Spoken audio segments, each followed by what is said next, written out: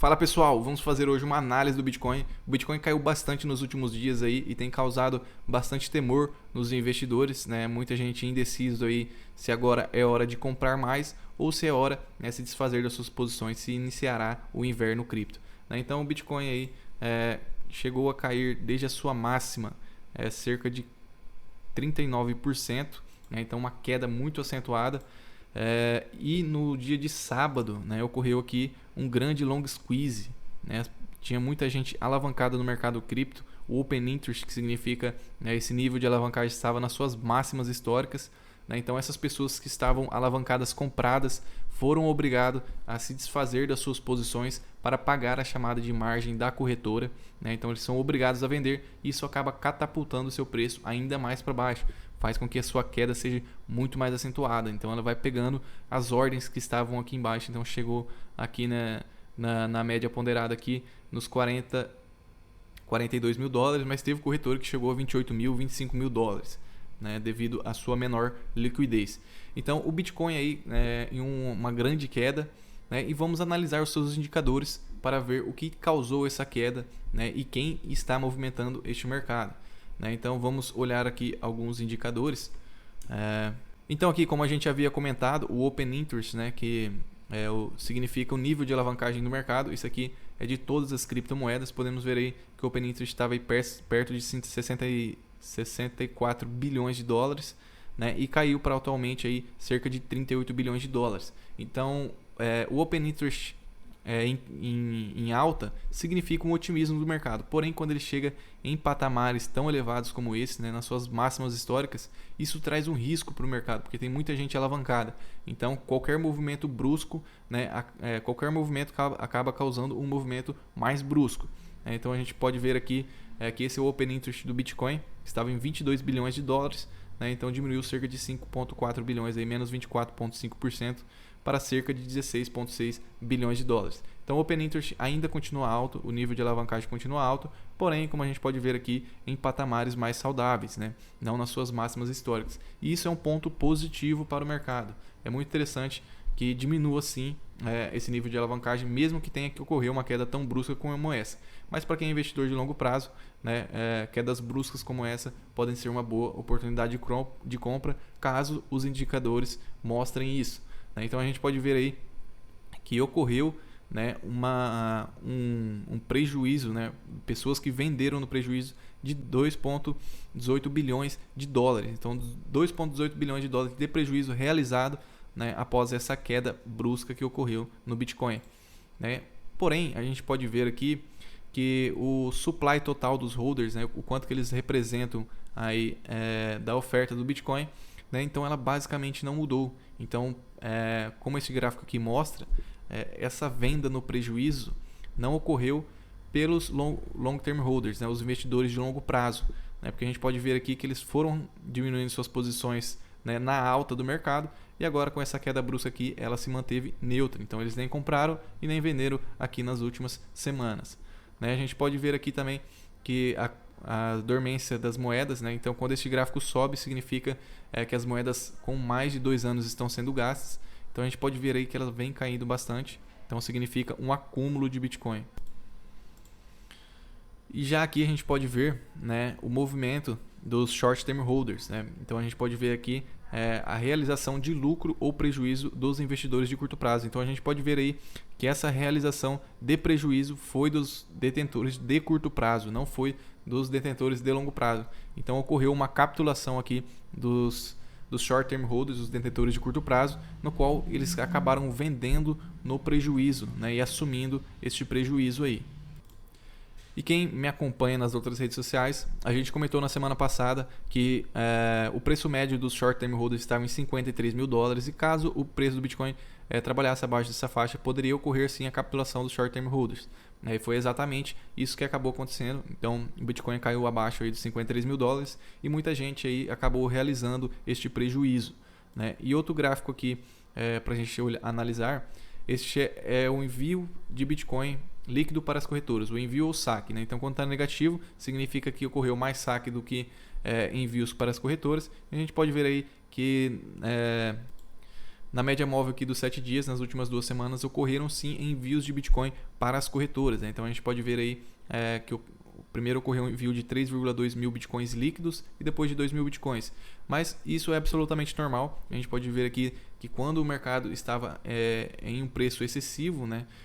Que depois ocorreu a virada aí para o inverno cripto, o mercado acabou enviando aí em uma semana cerca de 13,9 mil Bitcoins líquidos para as corretoras, ou neste outro aqui um pouco antes, 10,4 mil Bitcoins. Então o envio deixa aqui, a gente pode ver que é normal aqui, ó, em ciclos de alta acaba ocorrendo envio de Bitcoins para as corretoras para a realização de lucro, né? Então não é nada que possa nos alertar. Caso isso aqui ocorra uma alta muito grande, isso sim pode nos alertar.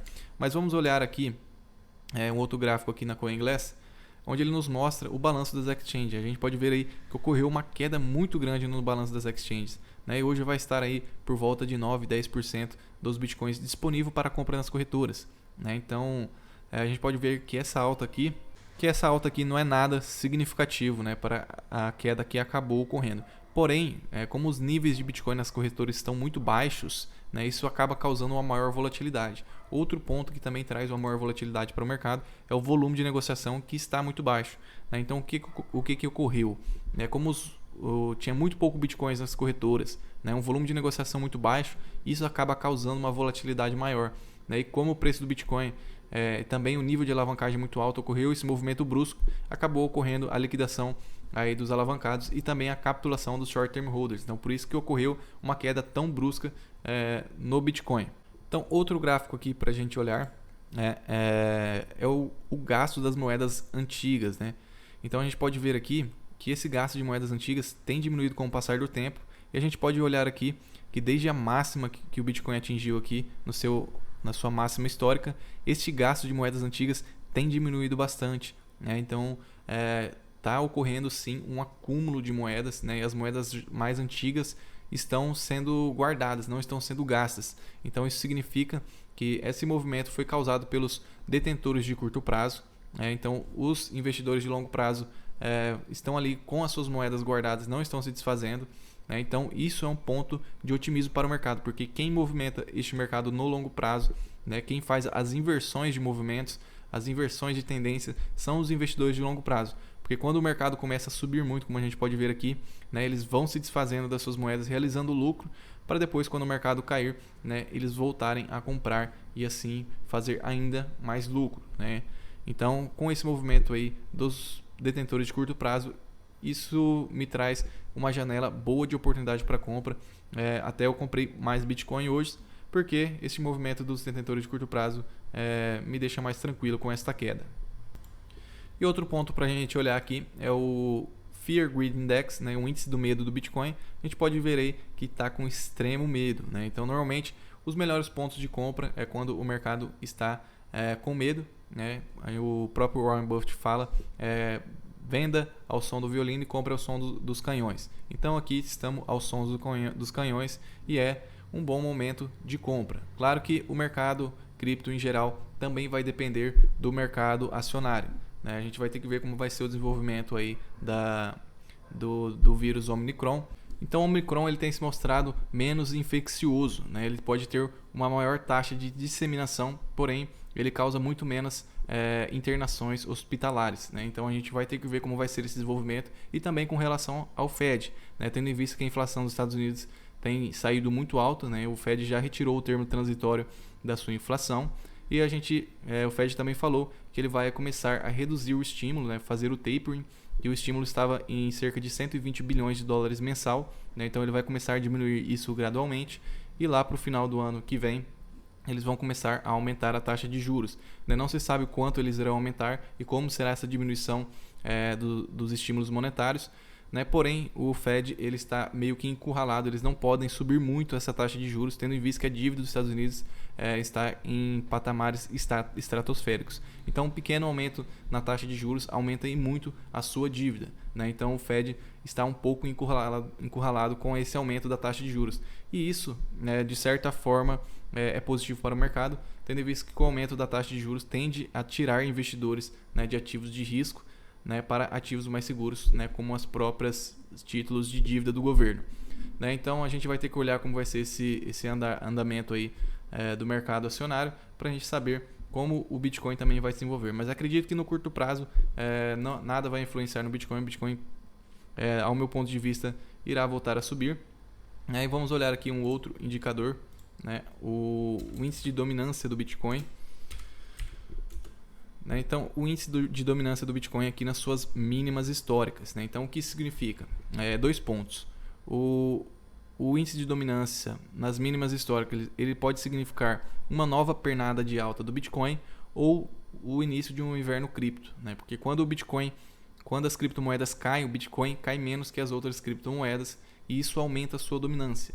E outro ponto é quando inicia uma nova pernada de alta do Bitcoin, onde as outras criptomoedas ficam estabilizadas e o Bitcoin dispara. Então eu particularmente acabei comprando mais Bitcoins porque eu acredito que o mercado irá voltar a subir, né? Então, e essa volta da alta do mercado será com uma nova pernada de alta do Bitcoin. E depois poderá vir aí acompanhando as outras altcoins. Mas eu preferi pegar essa pernada de alta do Bitcoin caso ela ocorra. Claro que isso não é uma recomendação para ninguém, é o meu ponto de vista e o que eu estou fazendo com o meu próprio dinheiro. Isso você tem que tomar a sua própria decisão. Então essa era a análise do Bitcoin. A gente pode ver aí que o cenário não era tão feio como a gente achava. Claro que tem pontos para a gente ficar alerta, né? Principalmente o que vai ocorrer no mercado acionário e também ficar alerta com o que os long term holders vão fazer, né? E também olhar os balanços das exchanges caso ocorra muito envio de bitcoins para as corretoras, né? Significa aí que os grandes investidores podem querer se desfazer das suas criptomoedas, dos seus bitcoins, né? Porque o que eles fazem? Eles não principalmente o Bitcoin por não ter, né, o DeFi, então eles pegam seus bitcoins das suas carteiras próprias e enviam para a corretora para realizar a sua venda. Né? Então é um outro ponto para a gente ficar alerta. Então vamos olhar o mercado acionário, a movimentação dos investidores de longo prazo e também as moedas antigas. Né? Mas por enquanto é um cenário tranquilo, uma grande oportunidade de compra, né? Mas vamos ver como irá se desenvolver o mercado. Então esse era o vídeo, espero que vocês tenham gostado. Deixe seu like e não se esqueçam também de entrar lá no nosso grupo, no canal do Telegram, né? Onde eu passo diversas análises de criptomoedas, né? Falo as criptomoedas que eu estou investindo, por que eu estou investindo, né? Explico uma análise completa de todas as criptomoedas. Também nos sigam no Instagram e no TikTok. Então valeu, tamo junto, fique com Deus e um abraço.